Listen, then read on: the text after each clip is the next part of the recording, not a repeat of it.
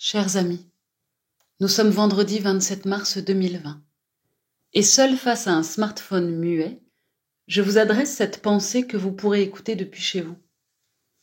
Nous aurions dû nous retrouver samedi 28 mars 2020 au Théâtre de Mende, à 19h, pour déambuler autour de la scène. Vous auriez assisté à quelques impromptus marionnettiques sur le quai de déchargement des décors, dans les loges, les escaliers de service ou encore dans les bureaux administratifs. Nous aurions bu ensemble quelques verres, puis nous aurions assisté au spectacle Edmond. Rien de tout cela n'aura lieu, en tout cas pas ce soir. Les théâtres sont fermés et vides, comme la majorité des espaces publics. Chacun est sommé de rester dans son espace privé, renvoyé à sa cellule familiale, à la solitude de son corps. La technologie contemporaine nous permet de conserver des ersatz de rencontres, d'échanges en tout genre, mais de théâtre et de rendez-vous scéniques, donc charnels, il n'y aura plus jusqu'à nouvel ordre. Au moins pouvons-nous poursuivre nos échanges artistiques. Au moins pouvons-nous échanger quelques pensées. Je n'oublie pas que la pensée est avant tout un dialogue de l'âme avec elle-même.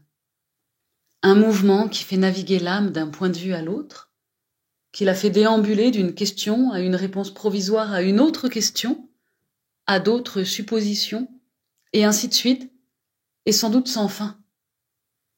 Je vous invite donc, durant quelques minutes, à déambuler en pensée avec moi autour de 2 points.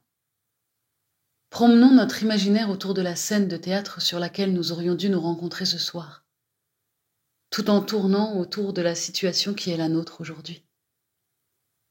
Situation tragique, à tout point de vue, sanitaire, politique, social, économique, collectif, individuel. Situation absurde pour ma part.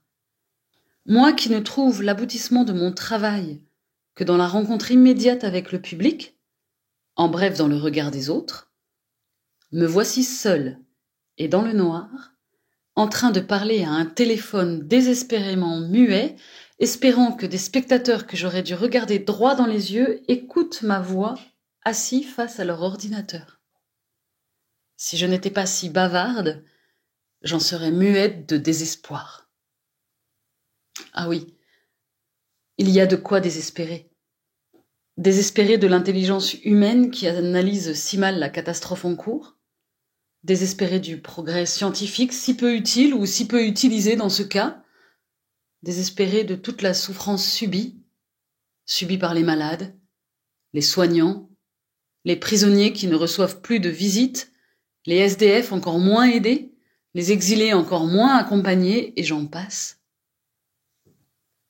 On peut aussi se réjouir. Oui.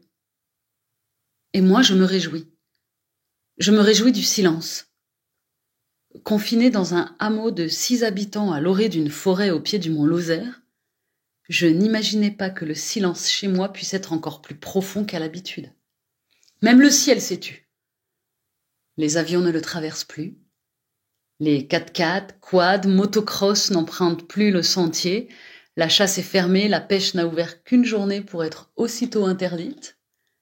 Je n'ai jamais entendu autant d'oiseaux au mois de mars. Les cerfs et chevreuils redescendent. J'ai le temps chaque jour d'observer les violettes, coucous, ficaires, pissenlits, mauves s'épanouir. Et tandis que les humains se terrent, les êtres vivants, animaux et végétaux sont en pleine effervescence. La planète s'éclate! J'imagine les rues des villes désertes et je n'ai qu'un regret. Ne pouvoir assister au spectacle de la ville silencieuse et vide d'humains. Imaginons l'espace de quelques instants que cette situation se prolonge. Combien de temps faut-il aux animaux sauvages pour reconquérir un espace bitumé? Verra-t-on le lichen se répandre sur les murs de Mende? Allez, venez, suivez-moi. Imaginons que nous soyons le samedi 28 mars 2020. Imaginons que nous soyons au rendez-vous. Vous voici devant la porte vitrée du théâtre de Mende. Elle s'ouvre automatiquement sur le hall. Non, attendez, Faites demi-tour. Ce soir, vous entrez par une autre porte. Traversez le Foirail pour atteindre le boulevard. L'aviez-vous déjà vu vide de voitures? Portez votre attention sur le sol. Il est désormais habité par des fourmis, coccinelles, gendarmes, vers de terre, abeilles assoiffées, mouches, lézards, abeilles charpentières, couleuvres. Prenons le boulevard à droite, puis engageons-nous en direction du Causse. Faisons une petite saute temporelle. Imaginons que quelques mois supplémentaires de confinement aient eu lieu. Les rues sont toujours vides d'hommes, de femmes. Je me demande à quoi peuvent bien penser les murs d'une ville lorsque ses habitants ne sortent plus. Aiment-ils ce silence? La caresse du vent sur la peinture qui s'écaille. Allez, il faut monter. Nous longeons le commissariat. Voici que son enceinte a été envahie par les lierres, vignes vierges et autres roses trémières. Des fleurs magnifiques s'étalent et obstruent les entrées. Les sans-papiers, pourtant toujours disciplinés, ne peuvent plus se présenter au pointage quotidien.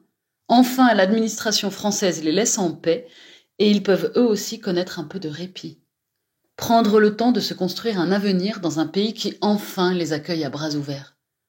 Eh oui, il faut bien rêver et que nos rêves soient heureux puisque nos actes aujourd'hui sont empêchés. L'empêchement n'est-il pas le propre du cauchemar? Mais continuons, s'il vous plaît, notre promenade autour du théâtre de Mende. Le temps file. Il court toujours plus vite que nous. Une année déjà a passé. Après la broussaille, les pins sont sortis du ciment. Il faut se frayer un passage. Entrons dans le bois qui a poussé au-dessus du commissariat.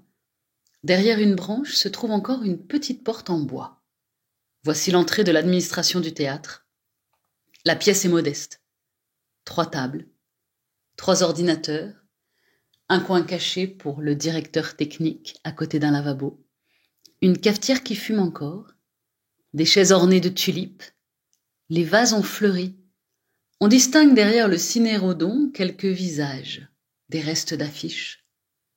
C'est ici que l'on programme, que l'on continue de penser à des spectacles qui s'adressent aux plantes d'intérieur. Les ordinateurs tournent à vide. On ne signe plus de contrat ou autre convention. La parole donnée suffit et fait foi. On invente toujours plus de symphonies, de drames. Mais les acteurs ont changé. Ils sont devenus polyglottes. Ils parlent algues, serpents. Ils parlent poissons, mouches ou lichens. Et chacun comprend ce qu'il peut ou ce qu'il veut, et lorsqu'on ne comprend pas qu'à cela ne tienne, on se laisse bercer par la mélodie des mots et des émotions. Derrière le plus grand bureau, une porte semble éternellement ouverte. Elle donne sur un enchevêtrement de lianes qui nous font redescendre. Voici les loges couvertes d'une mousse délicate et fraîche, invitant au repos. C'est un peu plus loin qu'il faut choisir entre la porte qui donne ou donnait sur le balcon et l'escalier qui mène sur la scène. Sur scène, une lueur brille. On ne sait d'où elle puise son énergie, c'est l'éternelle servante qui veille. Mais regardez, la salle est pleine. Que ce soit au balcon ou dans la fosse, chaque siège est occupé. Daims, élans, sangliers, serpents, vents, baleines, narcisses, sabots de Vénus, sansonnets, oiseaux de paradis, hêtres, charmes, peupliers, mouches, crapauds, grappes de raisin, pissenlits, coquelicots, chouettes effraies, amanites, listigrés, boules de granit, fleuves impassibles, 1200 espèces sont là, retenant leur souffle, frémissant d'impatience. À quel spectacle allons-nous assister?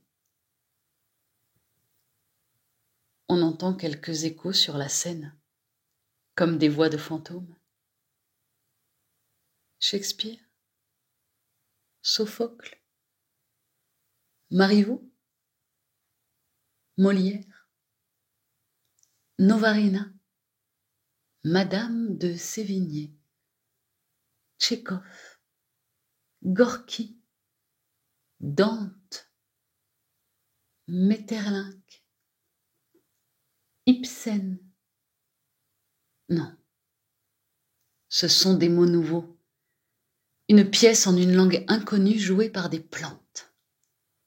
À nous d'en inventer le contenu, d'en imaginer le sens. Maintenant que nous avons du temps, que nous sommes, pour certains, sans travail, arrêtés dans notre mouvement habituel, suspendus, comme lorsque nous étions en grève. Un moment terrible, mais exceptionnel, potentiellement joyeux, possiblement une opportunité qui nous est offerte de s'arrêter pour repenser nos organisations sociales, repenser notre rapport à ces autres vies qui étouffent du trop d'activité humaine. Vie animale, vie végétale, vie des objets. Et si nous continuions de ralentir? Et si l'humain se faisait plus discret? Quelle puissance alors aurait eu cet arrêt? Quelle force?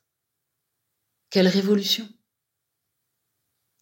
Je ne peux m'empêcher de me demander à quoi pensent les forêts, les montagnes, les fleuves, chaque pierre, chaque oiseau, chaque pétale de fleur, tandis que les humains cessent un temps de gesticuler. Quel bonheur, non?